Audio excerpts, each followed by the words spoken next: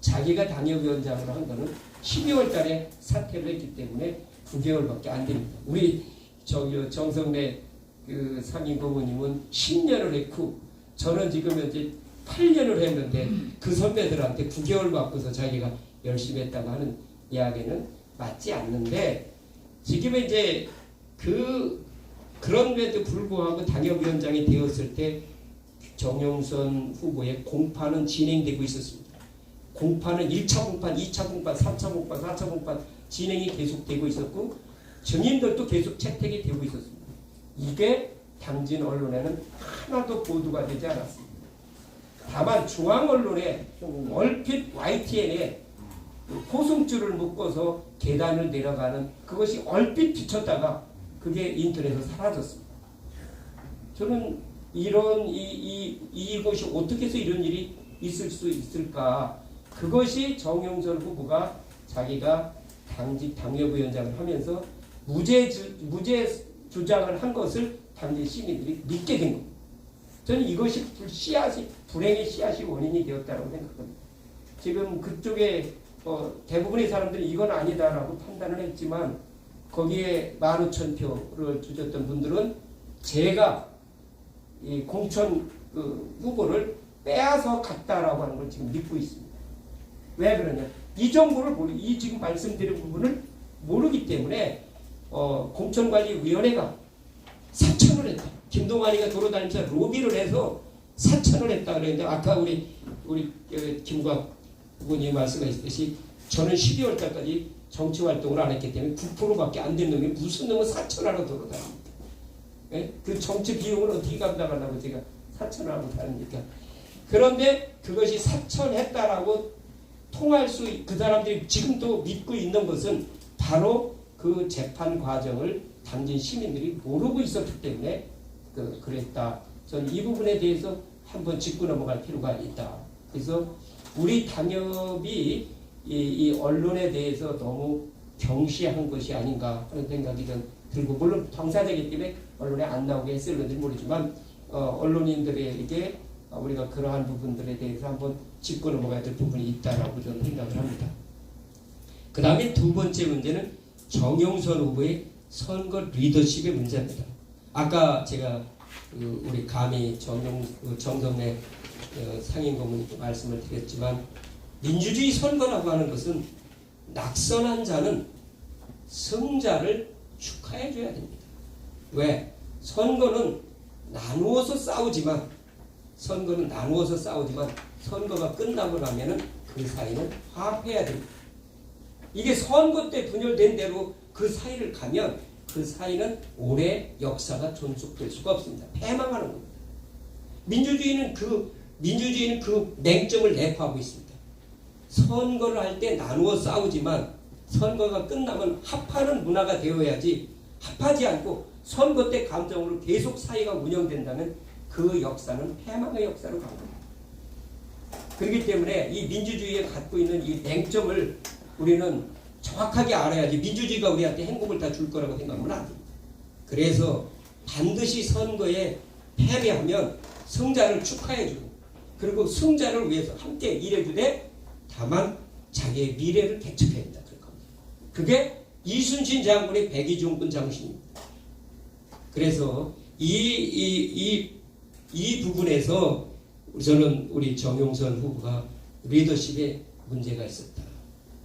본인이 학업을 많이 했지만 이 민주주의를 이끌어가는데 어떤 리더십을 가져야 되는가 하는 부분에 대해서 기본을 정확하게 배우지 않았다라고 저는 생각을 합니다. 저는 오히려 정영선 후보는 거짓 정보를 가지고 지지자들을 현혹하고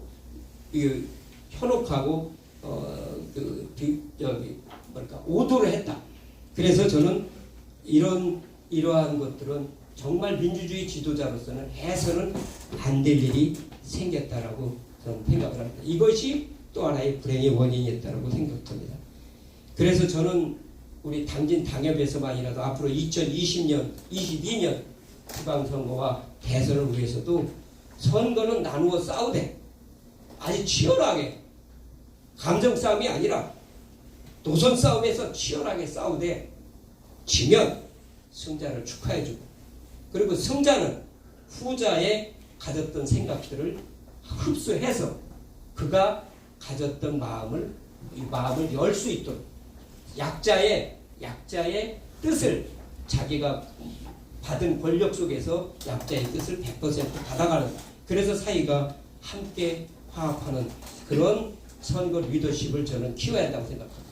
여기 우리 시의원님들도 계시고 앞으로 도의원들 계시고 앞으로 계시겠지만 우리들이 그렇게 길러야 됩니다.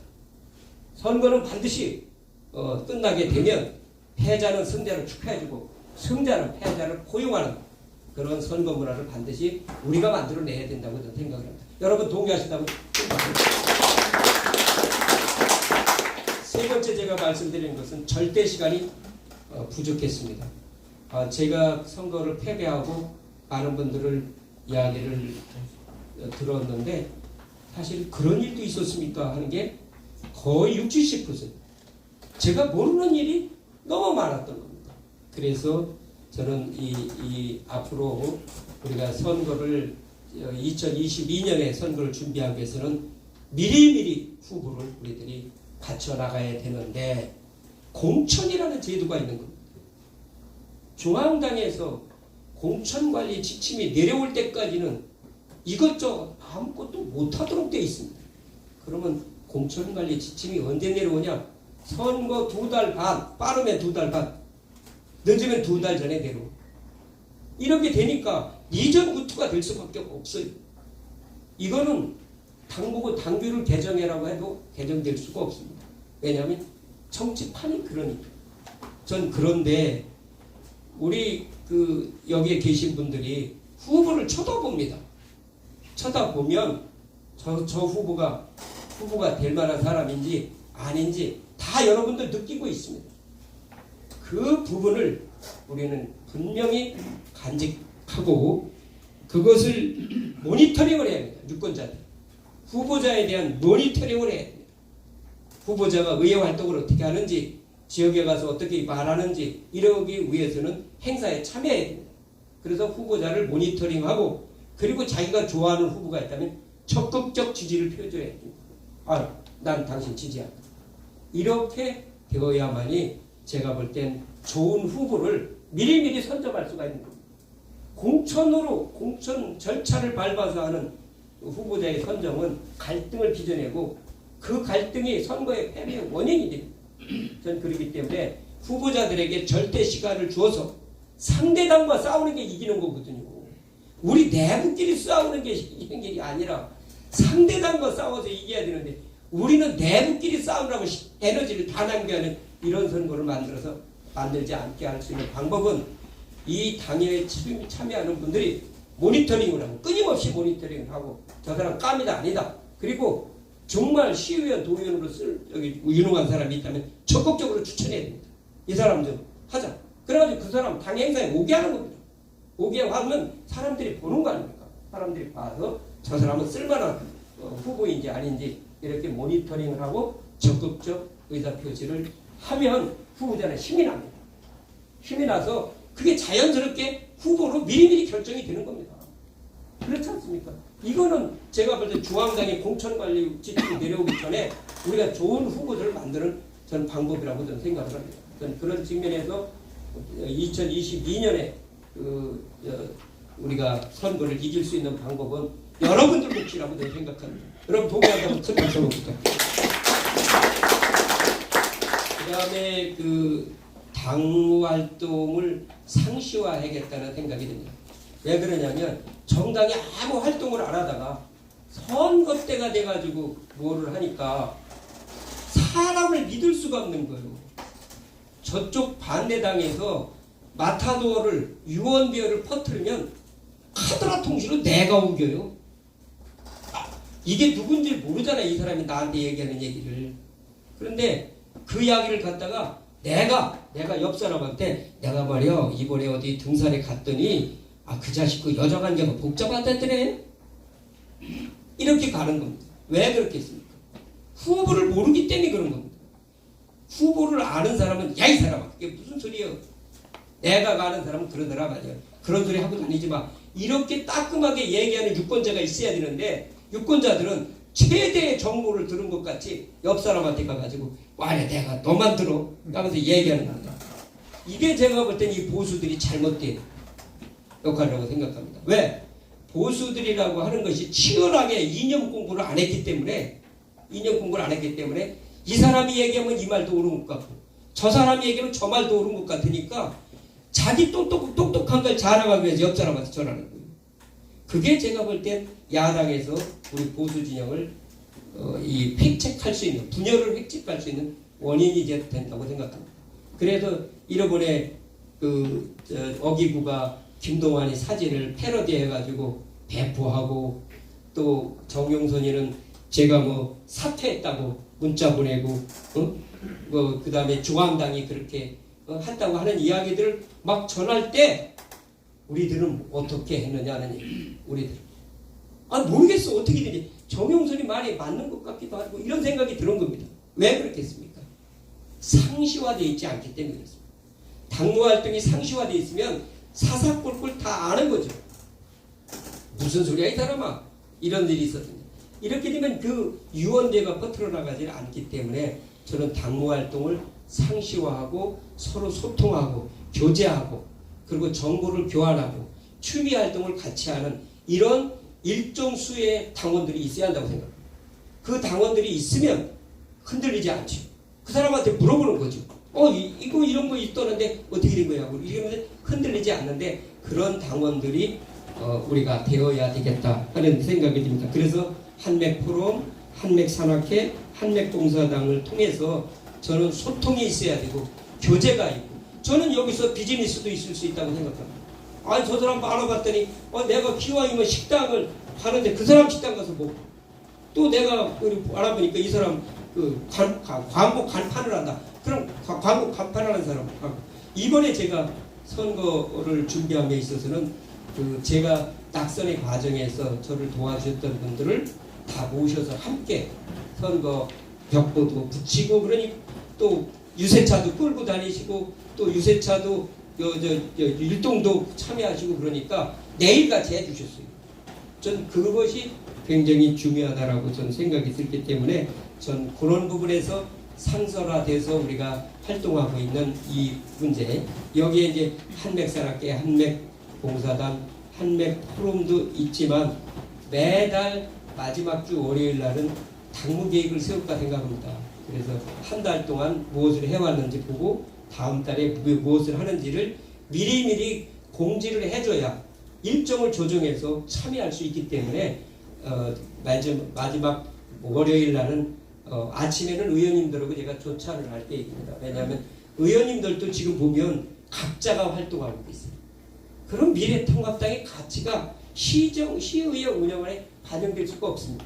저는 6명이긴 해도 6명이 계속 만나서 정보를 교류하고 서로 협력하고 시정 질의를 했는데 5분이란 말이에요.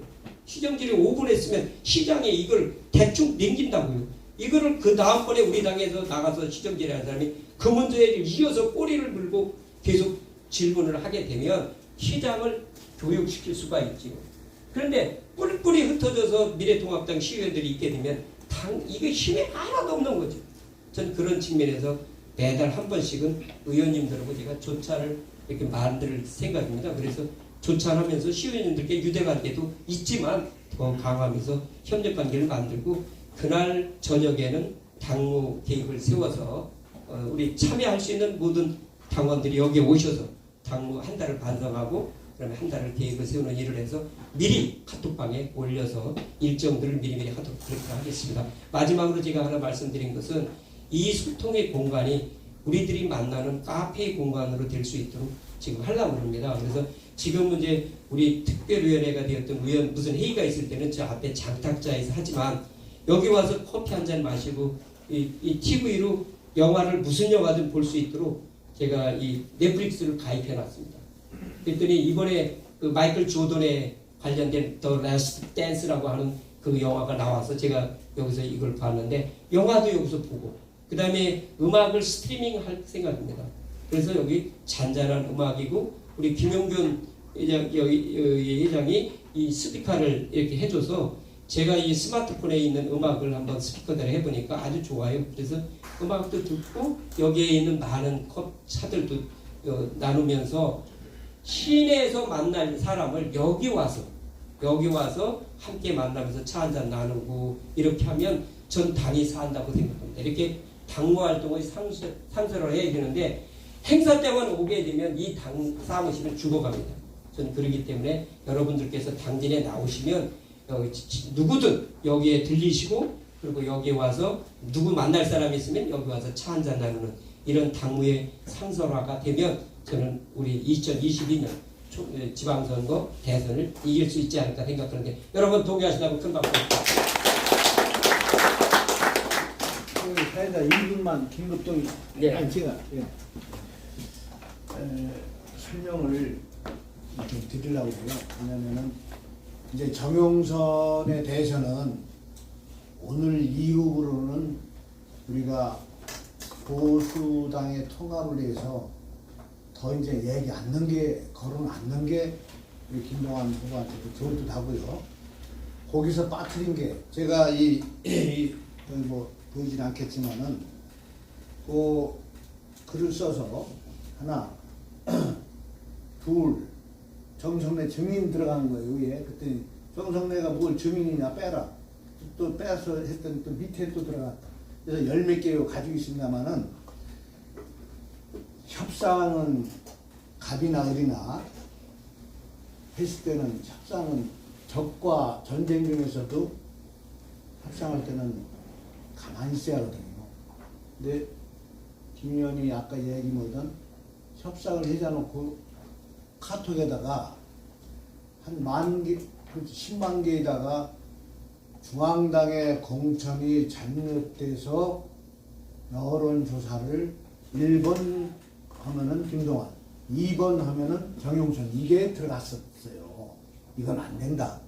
두 번째는 벌써 미리 착신인가요? 예, 착신전화.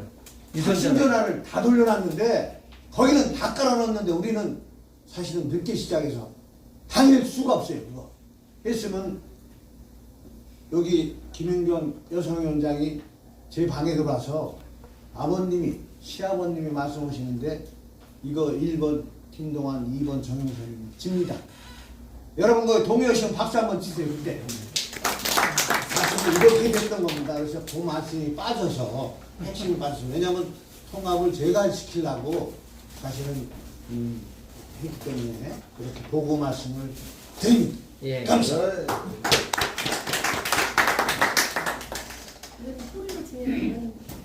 아니요, 그런 건 아니고요. 이제는 차 마시면서 자유롭게 의자를 좌측으로 빼서. 알겠습니다. 네.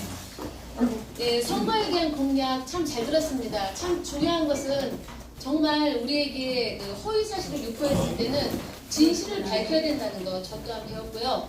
그리고 경청의 상대는 당신의 입이 아니라 귀를 원한다. 입이 아닌 귀를 내어주면서 상대방의 마음을 얻었으면 좋겠다라는 것을 다시 또 이 말씀을 통해서 얻는 귀한 시간이었습니다. 그리고 또한 우리 의원님 말씀하신 것처럼 힘이라는 것은 한 사람이 모아지기보다도 여러 사람이 모아졌을 때 합력하여 선을 이룬다고 말씀하십니다. 우리 모든 미래 통합당에 계신 분들이 앞으로 남은 그 시간 동안에 합력하여서 선을 이뤘으면 좋겠고요.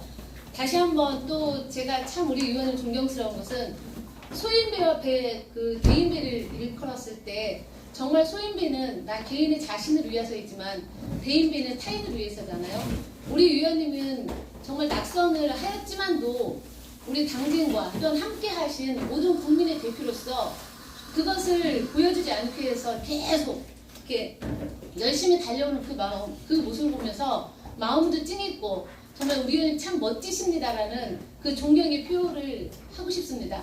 다 같이 우리 한번 다시 뜨거운 박수 올려드리겠습니다. 이렇게 졸지도 않으시고 배우고자 하는 열정이 너무 많아서 우리 당진의 미래가 참 엿보입니다. 이로 인해서 그 누가 하는 것이 아니라 나로부터 시작되었으면 좋겠습니다. 그래서 우리 모두 다 한맥 포럼에서 붐이 되어 대한민국이 가장 살기 좋은 나라가 되길 바라며 이상으로 저희 한맥 포럼 제2회를 마치겠습니다. 감사합니다. 이상은 자가를 준비하는 동안에 단체 사진을 찍겠습니다. 자, 이쪽으로 앞으로 나오셔서 단체 사진 함께 찍고 마치도록 하겠습니다.